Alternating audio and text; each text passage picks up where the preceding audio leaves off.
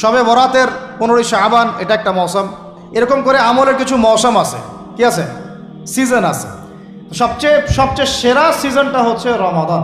আমরা এখন শাবান মাসে আছি। কোন মাসে? নবী সাল্লাল্লাহু আলাইহি ওয়াসাল্লাম শাবান, রজব এগুলোর চাঁদ দেখলে একটা দোয়া পড়তেন। তিনি বলতেন আল্লাহুম্মা বারিক লানা, আমার সাথে বলেন আল্লাহুম্মা বারিক লানা ফি রজবিনা ওয়া ফি শাবানিনা ওয়া বাল্লিগনা রমাদানা। অর্থ হচ্ছে, হে আল্লাহ, আপনি আমাদের রজব মাসে বরকত দিন এবং শাবান মাসে বরকত দিন এবং আমাদেরকে রমাদানে পৌঁছে দিন। সুবহানাল্লাহ। মুমিনের জীবনে যতগুলো ইবাদতের মৌসুম আছে তার মধ্যে সবচেয়ে শ্রেষ্ঠ মৌসুম হচ্ছে রমাদান। সবচেয়ে শ্রেষ্ঠ মৌসুম কি? এই কারণে সাহাবায়ে কেরাম রাদিয়াল্লাহু আনহুম আজমাইন শাবান মাস থেকেই, বরং তার চেয়ে আগ থেকেই, রজব থেকেই, শাবান থেকেই রমাদানের প্রস্তুতি গ্রহণ করতেন। কি করতেন? কোন মাসের? কেন করতেন আমি একটু বুঝাই, আমার সাথে বুঝেন। আমাদের এই উম্মতের গড় আয়ু বনু ইসরাইলের মতো না। আমরা কি 500, 600, 1000 বছর বাঁচব? না, গড় আয়ু এই উম্মতের কম। এই কারণে আল্লাহ রাব্বুল আলামিন আমাদেরকে এই ইবাদত করার জন্যে অল্প সময়ে অল্প ইবাদতে যেন আমরা বেশি বেশি নেকি পাই, ফজিলত অর্জন করতে পারি, এই কারণে আল্লাহ রাব্বুল আলামিন আমাদেরকে কিছু মৌসুম দিয়েছেন, ইবাদতের কি মৌসুম। আর আল্লাহ পাক আমাদেরকে পাঠিয়েছেনই পৃথিবীতে তার ইবাদত করার জন্য।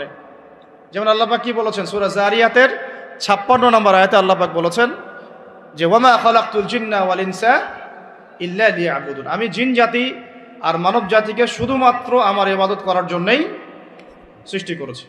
তাই না? আমাদের দুনিয়াতে আসার অন্য কোনো কারণ আছে? না। এখন আল্লাহ পাকের ইবাদত কি সবাই সমান করতে পারবে? উত্তর হচ্ছে না। আল্লাহ পাক বলছেন সূরা মুলকের মধ্যে গিয়ে বলছেন 2 নম্বর আয়াতে, আল্লাযী খালাকাল মাউতা ওয়াল হায়াতা লিয়াবলুয়াকুম আইয়ুকুম আহসানু আমালা। আমরা সবাই এটা তো পড়ি। রাতের বেলা সূরা মুলক পড়েন কে কে? হাত তোলেন। মাশাআল্লাহ, হাত নামান। ফজিলত, রাতের বেলা সূরা মুলক পড়ে ঘুমালে ইনশাআল্লাহ এই চর্চা, এই অভ্যাস, এই সুন্নতের উপর আমল করতে থাকলে আল্লাহ চান তো এই আমলের ওসিলায় আল্লাহ পাক তাকে কবরের আযাব থেকে মুক্ত রাখবেন ইনশাআল্লাহ। তো সূরা মুলকের এই 2 নম্বর আয়াতে আল্লাহ পাক বলেছেন যে তিনি সেই আল্লাহ যিনি মৃত্যু সৃষ্টি করেছেন, জীবন সৃষ্টি করেছেন। কেন দুনিয়াতে পাঠিয়েছেন? কেন? লিয়াবলুয়াকুম আইয়ুকুম আহসানু আমালা। তিনি দেখতে চান তোমাদের মধ্যে আমলে শ্রেষ্ঠকে। কি দেখতে চান? আমলে, এমন না যে আমলে মধ্যমকে, আমলে গতানুগতিককে, এমনটা তিনি দেখতে চান না। ক্লাসে যে ফার্স্ট হয় তার পড়াশোনা, তার পরিশ্রম, আর যে লাস্ট হয় তার পরিশ্রম কি সেম? যে টেনে টুনে পাস করে তার পরিশ্রম কি সেম? তাহলে আমরা বুঝলাম যদি আমাদেরকে ফার্স্ট হতে হয়, সেকেন্ড হতে হয়, থার্ড হতে হয়, টপ 10-এ থাকতে হয়, তাহলে আমাদের পরিশ্রমটাও কি করতে হবে? বেশি করতে হবে। সহজ জিনিস। আল্লাহ পাক এই জন্য আমাদেরকে পৃথিবীতে পাঠিয়েছে। আল্লাহ পাক দেখতে চান না কে জুমার নামাজ পড়ে, কে শুধু ঈদের নামাজ পড়ে, কে শুধু নামাজও পড়ে আবার সুদও খায়, ঠিক আছে, কে আবার নামাজও পড়ে আবার মাদকও খায়, কে এদিকে ইসলামের জন্য মাহফিলের মধ্যে পরিশ্রম করতেছে আবার ওইদিকে মেয়ের সাথে জেনাও করে। আল্লাহ পাক এগুলো দেখতে চান না। আল্লাহ পাক দেখতে চান আমলের মধ্যে শ্রেষ্ঠকে, কে সবচেয়ে ভালো। তো সবচেয়ে ভালো হতে হলে কি ফর্মুলা? পরিশ্রম বেশি করতে হবে, তাই না? পরিশ্রম বেশি করতে হবে, অন্যদের চেয়ে বেশি অ্যাক্টিভ থাকতে হবে, বুঝতে হবে বেশি, কাজ করতে হবে বেশি, ত্যাগ করতে হবে বেশি, সবর করতে হবে বেশি, তাই না?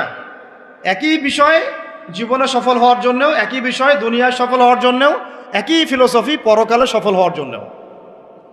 কথা ঠিক আছে?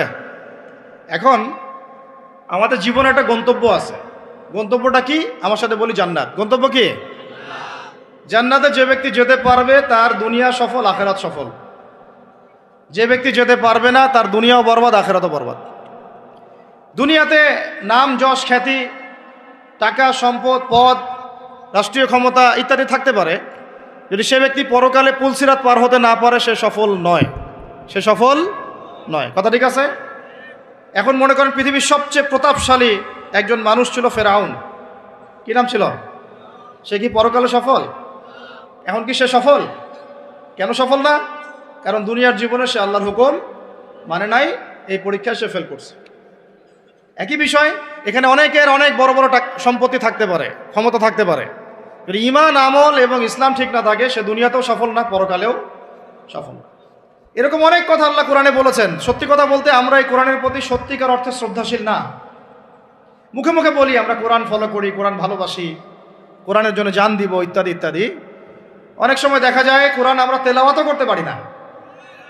যেই কিতাব তেলাওয়াতি করা শিখলাম না তার জন্য আপনি জীবন দিবেন? যে কিতাবের তেলাওয়াতি আপনি শিখতে পারলেন না এখন সেই কিতাবের হুকুম বাস্তবায়ন করবেন, এই পর্যন্ত ঈমান তো যাওয়া অনেক দূরের কথা, তাই না বিষয়টা? এর প্রতি ভক্তি শ্রদ্ধা তো আসবে না, কারণ তিলাওয়াতি তো এখন শিখছেন না, অনুবাদ পড়ছেন না, আয়াতের অর্থগুলো জানছেন না। এটা আল্লাহ পাক এই মানব জাতির জন্য পাঠিয়েছেন, পুরো মানব জাতির জন্য, শুধু মুসলিমদের জন্য না। এখানে আল্লাহ বলেছেন চুরি করলে চোরের হাত কেটে দাও। কি করো? কে শুনবে এই কথা? এখন কে মানবে এই কথা? আল্লাহ পাক বলেছেন যদি জেনা করে জনসমক্ষে 100 বেত্রাঘাত করবা। সূরা নূর, কোন সূরা? সূরা নূর আয়াত নাম্বার 2-3, বাসায় গিয়ে চেক করে দেখেন। আর চোরের হাত কাটা সূরা মাইদা, কোন সূরা?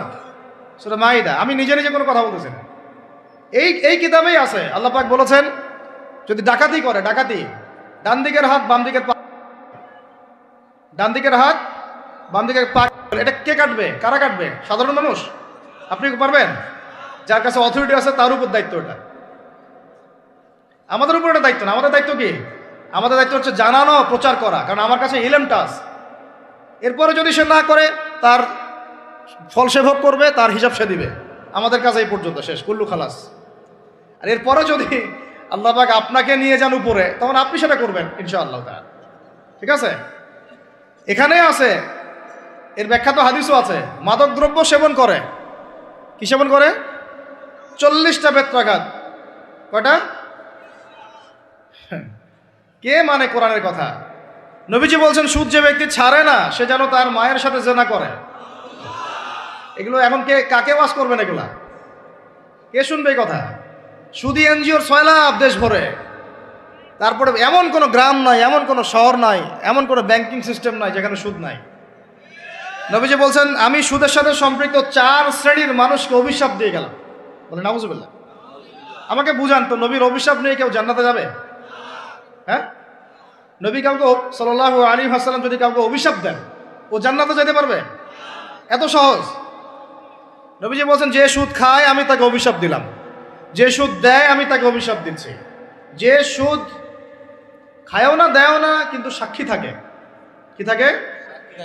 আমি তাকে অভিশাপ দিচ্ছি। আর যে ব্যক্তি সাক্ষীও থাকে না কিন্তু লিখে রাখে, আমি তাকেও। বলেন তো এর মধ্যে পড়লো কি না? পুরো সিস্টেমটা পড়ে নাই? পড়েছে। আরো আছে, এই যে মেয়েরা কি শুনতে পারতেছে? যেসব মেয়েরা পুরুষের পোশাক পরে, যেসব মেয়েরা পুরুষের পোশাক পরে, এটা হচ্ছে এগিয়ে যাওয়ার বিশ্ব বলে। আগাচ্ছে এরা কিয়ামতের দিকে। কোন দিকে? ধ্বংসের দিকে, কিয়ামতের দিকে, যদি না ফিরে আসে, যদি না ফিরে আসে। আল্লাহ পাক বলেছেন ফাযাক্কির, তুমি উপদেশ দাও, ইন নাফআতিয যিকরা, যদি উপদেশ কাজে আসে, সায়াযাক্কারু মান ইয়াখশা, যে আল্লাহকে ভয় করে দ্রুত ফিরে আসবে ইনশাআল্লাহ। আল্লাহকে যারা ভয় করি আমরা ফিরে আসবো না ইনশাআল্লাহ?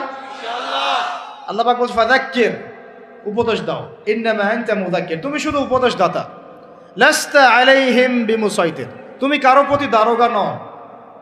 আমরা কারো প্রতি কি নই? দারোগা নই। আমাদের কাজ কি? বাল্লিগু আন্নী ওয়ালাউ, প্রচার করো একটা আয়াত যদি যান, ব্যাস। এরপর যদি না মানেন আপনার প্রস্তুতি আপনি গ্রহণ করেন। নবীজি বলেছেন সাল্লাল্লাহু আলাইহি ওয়াসাল্লাম কোনো মেয়ে যদি ছেলের পোশাকও পরে, মানে ছেলের মতো শার্ট, ছেলের মতো প্যান্ট, জিন্স, গেঞ্জি, টি শার্ট, নাউজুবিল্লাহ, তাহলে নবীজি বলছেন ওই মেয়ের উপরে আমার অভিশাপ। এগুলো নিয়ে বললে তো অনেক কথা। মাদকদ্রব্য প্রস্তুতকারী বা মাদকদ্রব্যের সাথে সংশ্লিষ্ট 10 শ্রেণীর মানুষকে একই পাপের কাতারভুক্ত করা হয়েছে। যে খায়, যে খাওয়ায়, যে পরিবেশন করে, যে বানায়, এভাবে একটা তালিকা আছে।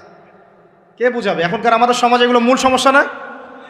এই সমস্যাগুলো হতে পারে কারণ আমরা মানুষ, কবিরা গুনাহ হতে পারে, এর উপর অটল থাকলে পরে আল্লাহর গজব নেমে আসবে। একটা বিষয় খেয়াল করেন না, যে যখন সূর্য ডুবে যায় তখন পাখিগুলো কি করে বলেন? বাসায় ফিরে যায় না? মানে দিন শেষ, সূর্য ডুবে গেছে, এখন বাসায় ফিরতে হবে, তাই না? এভাবে আল্লাহ পাক রমাদান দিয়েছেন আমাদেরকে কেন জানেন? যাতে এই যে সারা বছর আমরা এদিক ওদিকে ছোটাছুটি করে দূরে সরে গেছি না, এখন কাছে আসো, ঘরে আসো, আল্লাহর কাছে আসো।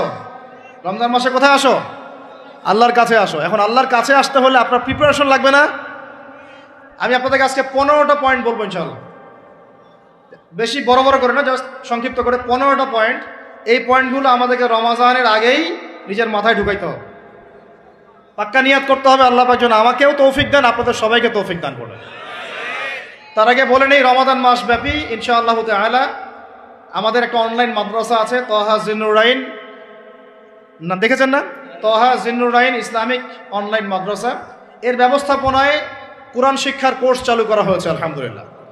আপনারা ঘরে বসেই এখানে কোরআন শিখতে পারবেন ইনশাআল্লাহ। আমি ক্লাস নিব ইনশাআল্লাহ। বেশি না, প্রত্যেক দিন 1 থেকে 1.5 ঘন্টা সময় দিবেন।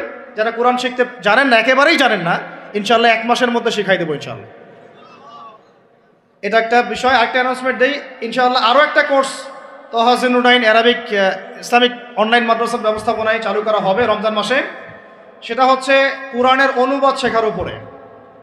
কিসের উপরে? কোরআনের অনুবাদ। আন্ডারস্ট্যান্ড কোরআন অ্যান্ড সলা দ্য ইজি ওয়ে, এই কোর্সটা ইনশাআল্লাহ 1 মাসে তো সম্ভব না। 1 মাসের মধ্যে আমরা একটা প্রামাণ্য ধারণা দিব যে কিভাবে আপনি কোরআনের অনুবাদ করবেন, এখানে আরবি ভাষা শিখবেন কিভাবে, আরবি ব্যাকরণ শিখবেন কিভাবে।